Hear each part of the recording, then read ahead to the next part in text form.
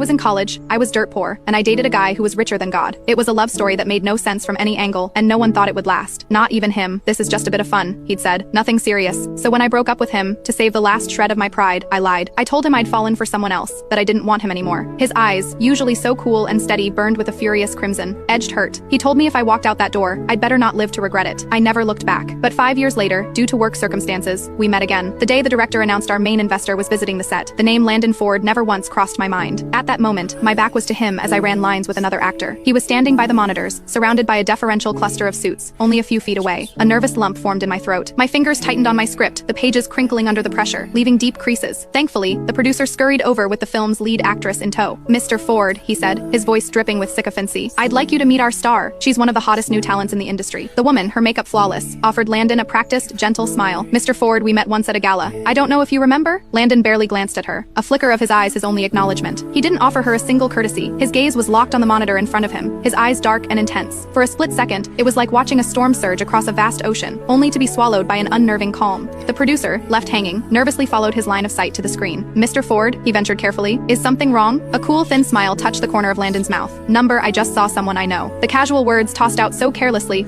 made the muscles in my back seize. A cold knot of panic tightened in my stomach. "Oh, an old friend on our set." The producer's face lit up, practically glowing with delight. "Who might that be?" In that instant, I felt a dozen pairs of eyes sweeping over the set, searching. Then Landon's voice, as cool and sharp as ever, cut through the air. Her, Pippa!" The young actress standing across from me gasped. I just blinked, my mind struggling to catch up. The producer practically sprinted over, nudging me aside to enthusiastically guide Pippa toward Landon. Watching them talk, a familiarity in their exchange, the breath I'd been holding finally escaped in a silent, shaky rush. Thank God he wasn't talking about me. All these years had passed. An awkward reunion with an ex-boyfriend felt, not just click-fey, but deeply unwelcome. Besides, they genuinely seemed to know each other. Even when Pippa, pushed in front of him, complained, "Hey, I was in the middle of running lines. What do you want?" Landon's response was a lazy smirk. "Your brother told me to tell you to stop playing movie star and come home." He was nothing like the short-tempered tyrant people whispered about. The producer's beaming face was proof enough of that. Their meeting was going swimmingly. So swimmingly that when the producer and director suggested they all continue the conversation over dinner, Landon didn't refuse. I watched their retreating backs, my body finally unclenching. I carefully smoothed out the mangled script in my hands and let out a long, slow sigh. Somehow, I'd survived the day. But just as she was about to turn the corner, Pippa glanced back over her shoulder. "Willa," she called out, her voice bright and full of energy. "Do you want to come to dinner with us?" For the first time in my life, I understood what it felt like for time to freeze. When the world snapped back into focus,